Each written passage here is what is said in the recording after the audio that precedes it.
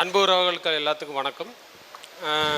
என்னுடைய நம்முடைய பொருளாதார நிலைமை ரொம்ப கட்சியை பொறுத்தவரையில் ரொம்ப குறைவாக இருக்குது.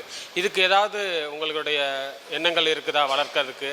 அப்புறம் காசு இருந்தால் தான் நான் வேலை செய்வேன்.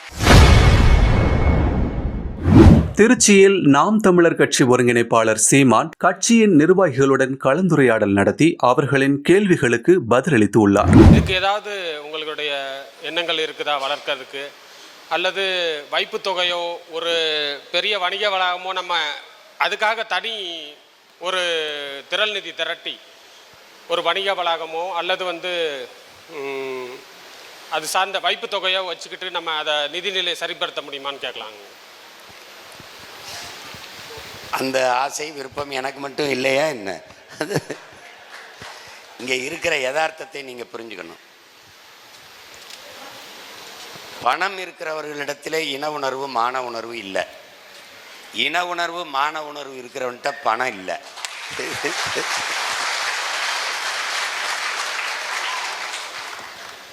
அடி வாங்கினவனுக்கு வலி தெரியும், பசிச்சவனுக்கு பசின்னு அருமை தெரியும். அதனால் இங்கே பசிச்சவன் தான் கூடியிருக்கான். இங்கே பிரச்சனை என்னென்னா, வறுமையில் இருக்கிறவன் இந்த வறுமையை நம்ம அடுத்த தலைமுறைக்கு கொடுக்கக்கூடாதுன்னு நினைப்பான். துன்பப்படுறவன் துயரப்படுகிறவன் இன்னொரு தலைமுறைக்கு நம்ம பிள்ளைகளுக்கு விட்டுக்கூடாதுன்னு நினைப்பான். அவன் தான் போராட்ட களத்துக்கு வருவான். உங்களுக்கு புரியுதுன்னு நினைக்கிறேன். இப்போ பணம் இல்லை அப்படின்னு சொல்லிக்கிட்டு இருக்கக்கூடாது. நம்மகிட்ட இப்போ எத்தனை தேர்தலை சந்திச்சிருக்கோம்? பெரிய தேர்தல் 4, சட்டமன்றம் 2, நாடாளுமன்றம் 2, உள்ளாட்சி தேர்தலில் 2, இடைத்தேர்தல் எத்தனை? குறைஞ்சது 10 இருக்குமா? குறைஞ்சது 10 இருக்கும். அப்போது பணம் வைத்து கொண்டு சந்தித்தோமா? எப்படி சந்தித்தோம்? இல்லை. எல்லாவற்றுக்கும் முன்மாதிரியாக நமக்கு எடுத்துக்காட்டாக சான்றாக இருக்கிறது நம்ம உயிர் தலைவர் தான். போராடணும் முடிவெடுத்துட்டாரு, ஆயுதம் இல்லை, என்ன செய்யலாம்னு தோணுது. உயிரையே ஏன் ஆயுதமாக ஏந்தக்கூடாதுன்னு நினச்சாரு. ஏந்தி களத்தில் இறங்கினாங்க. நீங்கள் உலகத்தின் அதிநவீன ஆயுதங்களெல்லாம் வச்சு சண்டை போட்டார். இன்றைக்கி நம்மகிட்ட காசு இல்லை அதையே நினச்சிக்கிட்டு கவலைப்பட்டுக்கிட்டு இருக்கக்கூடாது. இருக்கிறத வச்சு சண்டை செய்யணும்.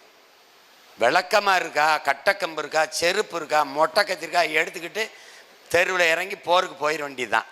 அப்புறம் காசு இருந்தால் தான் நான் வேலை செய்வேன் அப்படின்னா அது போராட்டக்காரனுக்கு அழகில்லை. சேகுவாரா சொன்னதான், உறுதியான கால்கள், ஒட்டிய வயிறு, எளிய சுமை, இதுவே போராளியின் முதல் தகுதின்ட்டு. நமக்கு என்ன இருக்கோ இழந்துட வேண்டியதான். பசினாலும் 10 நாள் கிடப்போம், பயணம்னால் 100 நாள் நடப்போம். இதுதான் நம்மளுக்கு முதல் தகுதி. காசு இல்லை கவலைப்பட்டுக்கிட்டு இருக்காத. ஊடகம் காட்டாது, காட்ட வேணாம். யார் என்ன ஊடகம்? உள்ளங்கையில் இருக்குது காட்சியகம். உள்ளங்கையில் ஒவ்வொருத்தனுக்கும் ஊடகம் இருக்குது. நமக்கு நாமே ஊடகம் மாறிடுவோம். பணம் இல்லை ஆளுக்கு. செய்திகளை உள்ளது உள்ளபடி தெரிந்து கொள்ள ரெஃப்ளெக்ட் நியூஸை சப்ஸ்கிரைப் பண்ணுங்க.